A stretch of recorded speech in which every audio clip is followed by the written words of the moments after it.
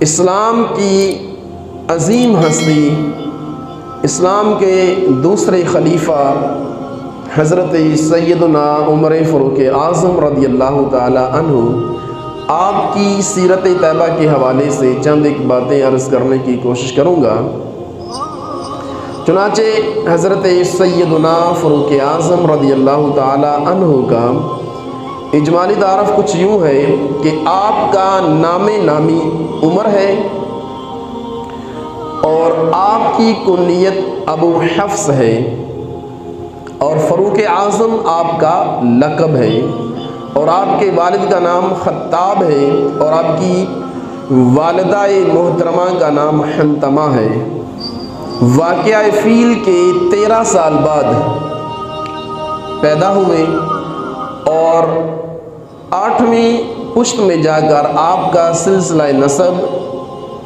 پیارے آقا مدینے والے مصطفیٰ صلی اللہ تعالی وسلم کے شجرہ نسب سے جا کر مل جاتا ہے۔ آپ نے 27 سال کی عمر میں اسلام کو قبول کیا اور پھر اس کے بعد تا دم مرگ اپنے پیارے آقا مدینے والے مصطفیٰ صلی اللہ تعالی وسلم کے ساتھ وابستگی اور انہی کی محبت میں آپ نے ساری زندگی گزاری ہے، اور 63 سال کی عمر میں آپ نے جام شہادت نوش کیا،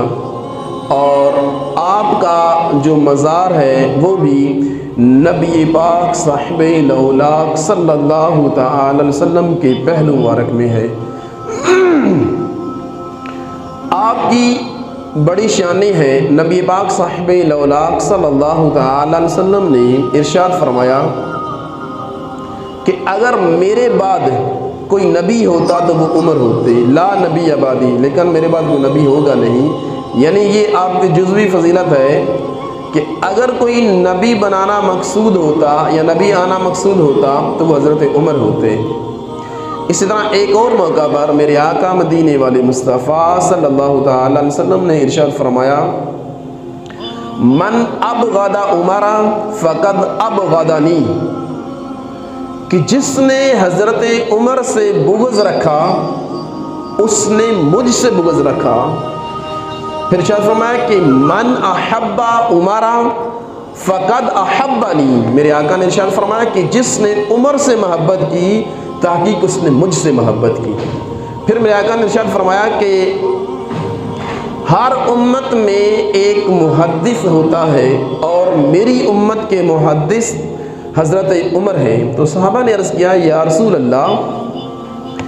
یہ محدث کا مطلب کیا ہوتا ہے؟ تو میرے آقا مدینے والے مصطفیٰ صلی اللہ تعالی وسلم نے ارشاد فرمایا، محدث وہ ہوتا ہے جس کی زبان سے ملائکہ گفتگو کرے۔ تو حضرت عمر رضی اللہ تعالی عنہ وہ عظیم المرتبہ شخصیت ہے کہ آپ کے بارے میں میرے آقا مدینے والے مصطفیٰ صلی اللہ تعالی وسلم کے ایسے بڑے بڑے فرمان ہیں۔ چنانچہ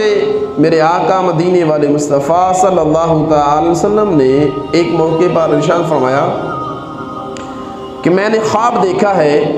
اور مجھ پر کئی لوگوں کو پیش کیا گیا۔ فرمایا کہ میں نے کئی لوگوں کو دیکھا کہ کسی کا کرتا جو ہے وہ اس کے سینے تک ہے، کسی کا کرتا اس کے نیچے تک ہے۔ اسی طرح سٹیپ بائی سٹیپ بہت سارے لوگوں کو میرے سامنے پیش کیا گیا، لیکن جب عمر آئے تو عمر کا کرتا اتنا لمبا تھا کہ پاؤں سے نیچے زمین پر گھسٹ رہا تھا۔ صحابہ کرام نے عرض کیا، یا رسول اللہ اس کی تعبیر کیا ہے؟ تو میرے آقا مدینے والے مصطفیٰ صلی اللہ تعالی علیہ وسلم نے ارشاد فرمایا دین، اور ارشاد فرمایا کہ میرا جو عمر ہے اس سے شیطان، یعنی جن کے شیطان اور انسان کے شیطان دونوں دور بھاگتے ہیں۔ اور حضرت سیدنا فاروق اعظم رضی اللہ تعالیٰ عنہ کا یہ مقام و مرتبہ ہے۔ میرے آقا نے ارشاد فرمایا کہ جس راستے سے عمر آ رہے ہو اور آگے سے اگر شیطان آ رہا ہو تو اپنا راستہ جو ہے وہ تبدیل کر لیتا ہے۔ یہ شان ہے حضرت سیدنا فاروق اعظم رضی اللہ تعالیٰ عنہ کی۔ چنانچہ آپ کی سیرت میں ملتا ہے کہ جب آپ نے اسلام کو قبول کیا تھا آپ کے اسلام قبول کرنے کا واقعہ بھی انتہائی دلچسپ ہے۔ جب اہل اسلام کی تعداد روز بروز بڑھ رہی تھی تو مشرکین مکہ بڑے پریشان ہو رہے تھے کہ کہیں ایسا نہ ہو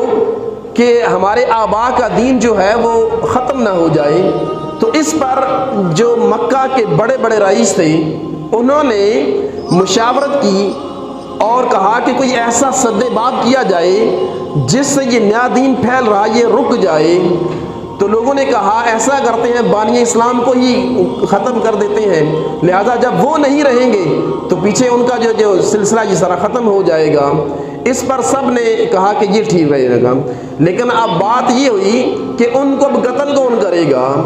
تو جناب عمر جو ہیں انہوں نے کہا کہ میں کروں گا۔ تو سب نے کہا کہ بالکل تم ہی اس کے حقدار ہو، تم ہی یہ کام کر سکتے ہو۔ چنانچہ یہ طے پایا کہ عمر جو ہیں صبح جو ہیں وہ مسلمانوں کے نبی کا کالا جامہ کر دیں گے، لیکن تقدیر میں کچھ اور ہی لکھا تھا۔ چنانچہ اگلے دن صبح کے وقت جب عمر گھر سے تلوار لے کر کے نکلتے ہیں تو راستے میں بنو زہرہ کے ایک شخص جن کا نام حضرت نعیم بتایا جاتا ہے، وہ بھی اسلام قبول کر چکے تھے، تو ان سے آمنا سامنا ہوا۔ تو حضرت نعیم نے پوچھا کہ اے عمر، آج لگتا ہے کہ تیور بدلے ہوئے ہیں، کچھ اور ہی آپ کا جو ہے وہ ارادہ ہے، کس ارادے سے اور کہاں جا رہے ہو؟ کہا کہ مسلمانوں کے نبی کو قتل کرنے کے لیے جا رہا ہوں۔ اس پر حضرت نعیم نے ارشاد فرمایا کہ اگر تم مسلمانوں کے نبی کو قتل کرو گے تو ان کے خاندان یعنی ان کے قبیلہ قریش اور ہمارے قبیلہ بنو زہرہ سے تم کیسے بچ پاؤ گے؟ وہ تمہیں قتل کر دیں گے۔ جب آپ نے یہ سنا نا تو آپ نے کہا کہ اچھا اس کا مطلب ہے کہ تم نے بھی اپنے آبا کے دین کو چھوڑ دیا ہے۔ تو حضرت نعیم نے ارشاد فرمایا کہ جی ہاں بالکل میں نے اپنے آبا کے دین کو چھوڑ دیا ہے، اس لیے کہ میرے آبا کا دین باطل تھا اور محمد عربی کا دین حق اور سچ ہے، اور میں نے ان کے جو ہے دین کو قبول کر لیا اور میں صدقے دل کے ساتھ ان کا غلام ہو چکا ہوں۔ اب میں انہی کی غلامی میں زندگی گزار رہا ہوں اور انہی کی غلامی میں جو ہے مجھے موت قبول ہے۔ تو عمر نے کہا کہ اچھا آج پہلے میں تمہارا ہی کام تمام کرتا ہوں۔ قریب تھا کہ دونوں میں تلوار زنی جو ہے وہ شروع ہو جاتی۔ آپ نے ارشاد فرمایا کہ جاؤ پہلے اپنے گھر کا پتہ لو، تمہاری بہن اور تمہارے بہنوئی انہوں نے بھی تمہارے آبا کے دین کو چھوڑ دیا ہوا ہے اور انہوں نے بھی اسلام کو قبول کر لیا ہوا ہے۔ چنانچہ اب آپ کو غصہ اور زیادہ آیا تو اب آپ آگے جانے کی بجائے واپس مڑے اور سیدھے اپنی ہمشیرہ کے گھر پر گئے۔ دیکھا کہ دروازہ اندر سے بند ہے اور زور سے دستک دی، اور اس وقت حضرت خباب رضی اللہ تعالی عنہ ان دونوں میاں بیوی کو قرآن پاک کی تلاوت جو ہے وہ سکھا رہے تھے، ان کی یعنی قرآن پاک سکھا رہے تھے۔ چنانچہ جب پتہ چلا کہ عمر آئے ہیں تو حضرت خباب رضی اللہ تعالی عنہ گھر کے کسی کونے میں چھپ گئے۔ جب دروازہ کھولا آپ اندر تشریف لائے۔ جیسے ہی آپ اندر آئے تو آتے ہی آپ نے اپنے بہنوئی کو جب وہ مخاطب کیا، سعید بن زید ان کا نام ہے، ان کو مخاطب کر کے کہا کہ میں نے سنا ہے کہ تم نے اپنے آبا کے دین کو چھوڑ دیا ہے، اور مجھے اندر سے کچھ آواز بھی آ رہی تھی، یہ تم لوگ کیا کر رہے تھے؟ تو انہوں نے ارشاد فرمایا کہ تم نے صحیح سنا ہے، ہم نے اپنے آبا کے دین کو چھوڑ دیا ہے اس لیے کہ ان کا دین باطل تھا، اور اب ہم صدقے دل سے اسلام قبول کر چکے ہیں اور ہم قرآن پڑھ رہے تھے۔ چنانچہ یہ سننا تھا کہ ان کو غصہ آیا اور اپنے بہنوئی کو مارنا شروع کر دیا، اور آپ کی ہمشیرہ اپنے شوہر کو بچانے کے لیے جب آگے آتی ہیں تو آپ نے اپنی بہن کو بھی زوردار ایک گھونسا دے مارا جس سے ان کے منہ سے خون آنا شروع ہو گیا۔ جب آپ کی ہمشیرہ کے منہ سے خون نکلا نا تو آپ نے اپنے بھائی عمر کو مخاطب کر کے ارشاد فرمایا کہ اے بھائی تم ہمیں اس لیے مار رہے ہو کہ ہم نے اسلام کو قبول کر لیا ہے۔ ارشاد فرمایا کہ اگر تم ہمیں مار مار کر ہمارے جسم سے خون کا قطرہ قطرہ بھی نکال دو یہ ہمیں منظور ہے، لیکن ہم اب محمد عربی کے دین کو چھوڑنے والے نہیں ہیں، اب ہمیں اسی دین پر قائم و دائم رہیں گے۔ تم جتنا نقصان پہنچانا چاہتے ہو کر لو، تم اپنا جتنا غصہ ہم پر کرنا چاہتے ہو کر لو، لیکن اب ہم محمد عربی کے دین کو نہیں چھوڑ سکتے، اب ہم صدقے دل کے ساتھ ان کی غلامی کو قبول کر چکے ہیں۔ چنانچہ جب بہن کے منہ سے ٹپکتا ہوا جب خون دیکھا نا تو دل میں تھوڑی سی نرمی پیدا ہوئی، بیٹھ گئے، کہا کہ اچھا مجھے وہ دکھاؤ ذرا تم وہ کیا پڑھ رہے تھے؟ تو آپ کی ہمشیرہ نے کہا، ان کا نام ام جمیل تھا، انہوں نے کہا کہ تم ناپاک حالت میں ہو لہذا تم پہلے غسل کر کے آؤ پھر ہم تمہیں دکھائیں گے کہ ہم کیا پڑھ رہے تھے۔ تو آپ نے تھوڑا ضد کی، اصرار کیا، لیکن ہر چند وہ نہ مانی اور کہا کہ جب تک تم غسل کر کے نہیں آؤ گے ہم آپ کو ان کی زیارت بھی نہیں کرائیں گے۔ چنانچہ آپ نے غسل کیا، کہا اب تو دکھا دیں، ہم تو اس کی زیارت کرا دیں۔ چنانچہ جب آپ کے سامنے قرآن کا نسخہ پیش کیا، سورہ طٰہٰ کی آیتیں چل رہی تھی، جب آپ نے ان کی تلاوت کی اور جب آپ یہاں پر پہنچے نا کہ اننی انا اللہ لا الہ الا اللہ انا فاعبدنی واقم الصلاۃ لذکری، بس یہ الفاظ، ان الفاظ کا سننا تھا کہ آپ کے دل میں اس وقت اسلام کی محبت جو ہے وہ معجزن ہوتی ہے، پیدا ہو جاتی ہے، اور آپ نے ارشاد فرمایا کہ مجھے بھی محمد عربی کے پاس لے چلے۔ چنانچہ اب اپنی ہمشیرہ اور اپنے بہنوئی کے ساتھ جب یہ گھر سے نکلنے لگتے ہیں نا، تو حضرت خباب جو کونے میں چھپے ہوئے تھے تو وہ بھی باہر آ گئے اور کہا کہ اے عمر تمہیں مبارک ہو،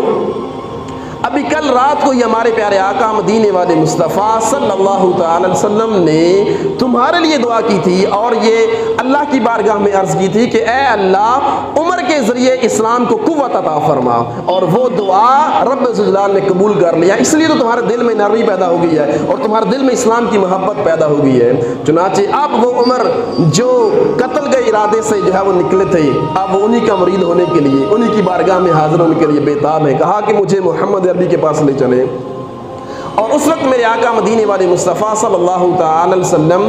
دار ارقم میں تشریف فرما تھے۔ حضرت ارقم رضی اللہ تعالیٰ یہ صحابی رسول ہیں، اور یہ پہاڑی کے اوپر والی سطح پر آپ کا جو ہے وہ گھر تھا اور بڑا سیب تھا، اور وہاں پر آپ تشریف فرما تھے۔ چنانچہ جب یہ تینوں حضرات جا رہے ہوتے ہیں، بلکہ چاروں افراد جب جا رہے ہوتے ہیں اور حضرت ارقم دروازے کے باہر کھڑے ہوتے ہیں اور آپ کے ساتھ حضرت حمزہ رضی اللہ تعالیٰ، یہ کچھ دن پہلے انہوں نے اسلام قبول کیا ہوا تھا، اور یہ دونوں حضرات جو ہیں وہ نگرانی کر رہے ہوتے ہیں۔ جیسے ہی عمر پر نظر پڑتی ہے تو حضرت حمزہ جو ہیں یہ اندر تشریف لاتے ہیں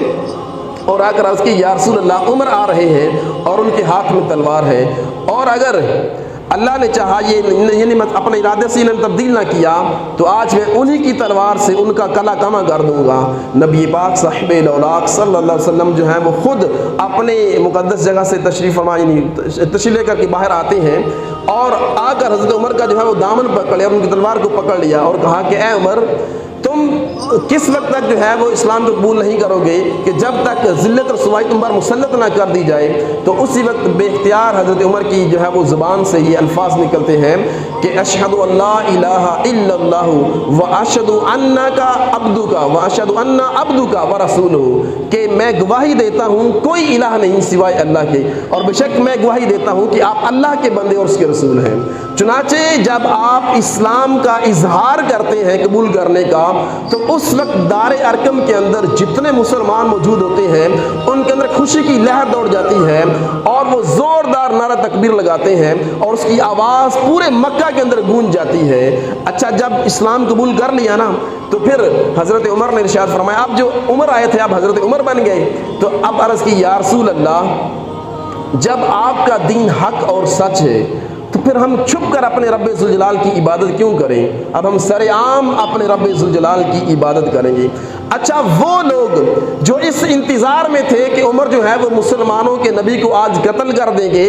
اور یہ جو نیا ایک مسئلہ ہمارے معاشرے میں کھڑا چکا تھا اب یہ ختم ہو جائے گا، اب ان کی حیرانگی کی انتہا نہ رہی جب انہوں نے دیکھا کہ مسلمانوں کی دو صفیں ہیں اور ایک صف کا لیڈر حضرت عمر ہے اور ایک صف کا لیڈر حضرت حمزہ رضی اللہ تعالیٰ عنہ ہے۔ یہ دو صفوں کی صورت میں سین حرم میں آتے ہیں اور سین حرم میں آ کر خانہ کعبہ کا طواف کرتے ہیں۔ اچھا جب طواف کیا نا تو سارے کے سارے حیران رہ گئے کہ یہ تو وہ عمر ہیں جو مسلمانوں کے خلاف تھے، مسلمانوں کے نبی کو قتل کرنے والے تھے، آج یہ انہی کے ساتھ ہیں۔ ان کی حیرانگی کی کوئی انتہا نہ رہی۔ پھر حضرت عمر اب وہاں سے نکلتے ہیں اور اپنے ماموں ابو جہل کے گھر جاتے ہیں، ان کے دروازے پر دستک دیتے ہیں اور جب وہ آتے ہیں دروازہ کھولنے لگتے ہیں تو آپ نے اپنے ماموں ابو جہل کو آواز دے کر کے کہا کہ اے ماموں میں نے تمہارے آبا کے دین کو چھوڑ دیا ہے اس لیے کہ تمہارے آبا کا جو دین ہے وہ باطل ہے اور میں نے محمد عربی کی غلامی کو قبول کر لیا ہے، میں مسلمان ہو چکا ہوں۔ ابو جہل نے جب یہ جملے سنے نا تو اسی قدموں پر دوبارہ واپس لوٹ جاتا ہے اور کہتا ہے کہ عمر ایسا نہ کرنا، اے عمر ایسا نہ کرنا۔ چنانچہ اب حضرت عمر ایک اور سردار کے گھر پر جاتے ہیں، دستک دی، جیسے ہی وہ دروازہ کھولنے لگتا ہے تو آپ اپنے اسلام کا اظہار کرتے ہیں، وہ بھی آپ کے جہاں وہ روب تلے آ جاتے ہیں اور وہ بھی دروازہ نہیں کھولتے. اور آپ نے ارشاد فرمایا, حیرانگی کی بات ہے, لوگ اسلام قبول کرتے ہیں, یہ بڑے سردار ان کو جناب سزا دیتے ہیں, ان کو تکلیفیں دیتے ہیں. آج عمر نے اسلام کو قبول کیا ہے تو کوئی عمر کا سامنا کرنے کے لیے تیار نہیں ہے. کسی شخص نے کہا کہ آپ اپنے اسلام کا اظہار یوں کرنا چاہتے ہیں کہ سارے لوگوں کو پتہ چل جائے کہ آپ نے اسلام کو قبول کر لیا ہے. آپ نے فرمایا, جی ہاں میں ایسا ہی چاہتا ہوں, مکہ کے ہر جو گلی کوچے میں پتہ چل جائے کہ عمر نے آج اسلام کو قبول کر لیا ہے. تو اس شخص نے کہا کہ وہ فلاں ٹیلہ دیکھ رہے ہو, وہاں کچھ لوگ بیٹھے ہوئے ہیں, ان کے اندر فلاں نام ایک شخص ہے, وہ شخص ایسا ہے کہ اگر اس کو کوئی راز کی بات بتائی جائے تو وہ فوراً راز کو افشا کر دیتا ہے, لوگوں کے اندر پھیلا دیتا ہے. چنانچہ حضرت عمر آپ اس ٹیلے کے پاس جاتے ہیں اور اس مطلوبہ شخص کو بلا کر کے کہا کہ میں تجھے ایک راز کی بات بتانے لگا ہوں, تم نے کسی کو نہیں بتانا. کہا کہ ہاں بتاؤ. آپ نے ارشاد فرمایا کہ میں نے تمہارے آبا کے دین کو چھوڑ دیا ہے, میں نے اسلام قبول کر لیا. اس نے کہا کہ عمر کو واقعی سچ کہہ رہا ہے؟ آپ نے فرمایا, جی ہاں میں بالکل سچ کہہ رہا ہوں, میں نے جو ہے وہ یہ آپ نے آبا کے دین کو چھوڑ دیا اس لیے کہ یہ دین باطل تھا, اور میں نے محمد عربی کے دین کو جو ہے وہ قبول کر لیا ہے. وہ اسی وقت ٹیلے پر چڑھتا ہے اور زور سے لوگوں کی طرف مخاطب کرتا ہے, کہتا ہے لوگوں سن لو, عمر نے اپنے آبا کے دین کو چھوڑ دیا ہے. اب یہ آواز سننا تھی کہ چہار جانے میں جہاں پر جو مشرکین مکہ بیٹھے ہوئے تھے وہ دوڑ کر کے آتے ہیں اور حضرت عمر سے گتھم گتھا ہو جاتے ہیں. جب یہ شور و گل کی آواز بلند ہوتی ہے تو ابو جہل گھر سے نکلتا ہے. وہ پوچھتا ہے کیا ہوا؟ کہا کہ تمہارے بھانجے کے ساتھ لوگ لڑ رہے ہیں.